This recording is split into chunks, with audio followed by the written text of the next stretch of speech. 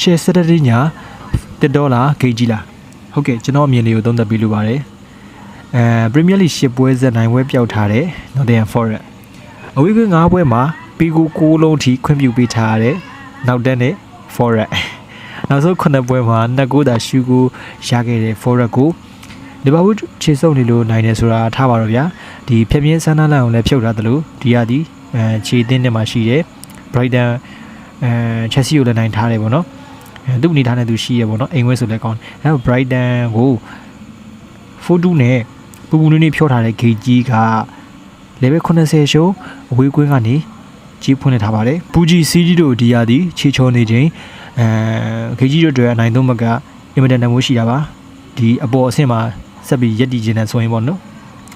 ဒီအဖို့တက်နဲ့သုံးမဲ့ရဖို့အင်မတန်လိုအပ်နေတဲ့အချိန်မှာ level ရှုံးကကျွန်တော်အမြင်ပျော်ပြောင်းနေလို့မြင်မိပါတယ်Forest တို့အိမ်ကွင်းကတာကြီးထူးချွန်ပြောင်မြောက်လောက်အောင်ကောင်းနေရင်တော့တမျိုးပေါ့ဗျာ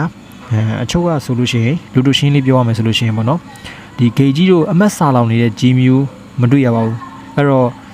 ချစ်တော့ချစ်တယ်လို့မလိုက်ဘူးဆိုသလိုမချစ်တော့လဲအောက်ကနေ Nottingham Forest body ကိုကြိုက်နေတတ်မိပါတယ်စီဒနာထားပြီးတော့အချိန်ပေးရွေးချယ်ထားပေးတာဖြစ်လို့အကြိုက်သူမှာဆိုဖို့ကြွတည်မြတ်တဲ့ရက်ခံပါတယ်ကျွန်တော်ဖြစ်ချင်တော့ဗျာကျွန်တော်ရဲ့ဒီဗီဒီယိုလေးတွေကပုတ်တိုင်းစီတင်လို့မရဘူး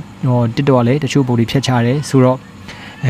ဒီကိုရီမောင်တွဲလေးကိုကျွန်တော်ရဲ့ Telegram channel မှာတင်ပေးထားပါတယ်ကျွန်တော်ရဲ့ Telegram channel လေးကို